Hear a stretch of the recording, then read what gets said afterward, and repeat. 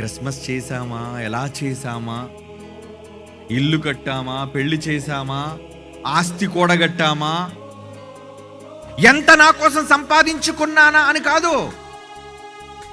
దేవుడు ఒకవేళ ఈ రాత్రి నీ దగ్గరికి వచ్చి, నాయన కమాన్ పెట్టి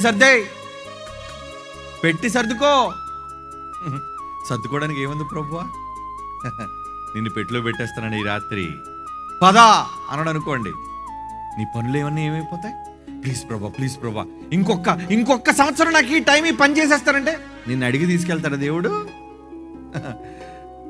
పుట్టుక్కుమనిపోయే ప్రాణం మీది ఏమాత్రం ఇంతలో కనబడి అంతలో మాయమైపోయే ఆవిరి, నీ బ్రతుకు ఆవిరి.